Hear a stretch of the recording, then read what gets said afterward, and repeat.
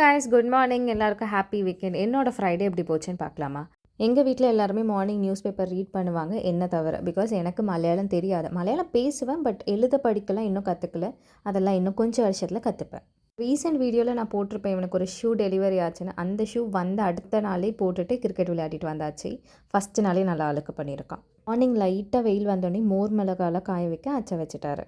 இன்றைக்கி எங்கள் வீட்டில் ப்ராப்பர் கேரளா ஸ்டைல் பிரேக்ஃபாஸ்ட். புட்டு, கடலைக்கறி, பழம், அப்பளம்.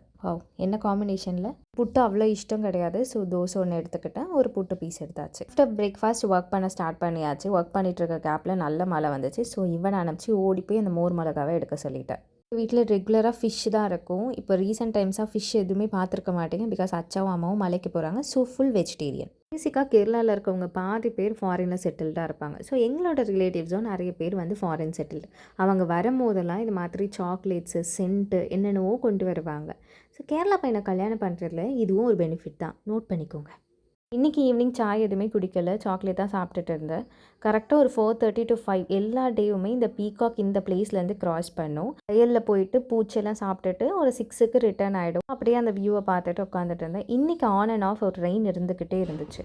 வீட்டில் நிறைய பிளான்ட் க்ரோ பண்ணுறதுனால அம்மா வெஜிடபிள் வேஸ்ட்டெல்லாம் போட்டிருக்காங்க. அந்த வெஜிடபிள் வேஸ்ட்டில் உள்ளி சம்மந்தமே இல்லாமல் முளைக்க ஆரம்பிச்சிருக்கு. ஸோ அதை வேஸ்ட் பண்ண வேண்டாம்னு சொல்லிட்டு பிளான்ட் பண்ணலான்னு டிசைட் பண்ணும்போது அச்சா இந்த கல்லில் போட்டால் வளரும்னு ஏதோ ஒரு வீடியோ பார்த்துருக்காரு. ஸோ அதை ட்ரை பண்ணார். பார்ப்போம் அது வளருமான்னு சொல்லிட்டு. வெங்காயத்தை மலையாளத்தில் உள்ளின்னு சொல்லுவாங்க. இப்போ நம்ம பிளான் பண்ணியிருக்கிறது சின்ன உள்ளி. பேசிக்காக ஃப்ரைடேனாலே ஒர்க் பண்ண தோணாது. நம்ம ஃப்ரைடேவும் ஒரு வீக்கெண்ட் கன்சிடரேஷனில் வச்சுட்டு அந்த மூட்லேயே ஒர்க் பண்ணிகிட்ருப்போம். பட் இன்றைக்கி ஒர்க் நிறைய இருந்துச்சு. இருந்தாலுமே இந்த கிளைமேட் இப்படி இருக்கிறதுனால கொஞ்சம் என்ஜாய் பண்ணிவிட்டு அப்படியே ஒர்க் பண்ணிகிட்டு இருந்தேன். நீங்களே சொல்லுங்களேன், கிளைமேட் இவ்வளோ சூப்பராக இருந்தால் ஒர்க் பண்ண தோணுமா? ஸோ 2 பேரும் பால்கனியில் உட்காந்து சில் பண்ணிகிட்டு இருந்தோம். Climate was so good. But அவன் ஃபோனில் தான் இருந்தான், வேறு ஆப்ஷன் இல்லை. நான் மட்டும் தனியாக என்ஜாய் பண்ணிகிட்டு இருந்தேன். இவன் Saturday Sunday out of station Coimbatore போகிறான். ஸோ அவங்க பெரியம்மாக்காக நாளிகேரம் ரெடி பண்ணியிருந்தான். நாளிகேரம் இஸ் நத்திங் பட் தேங்காய்.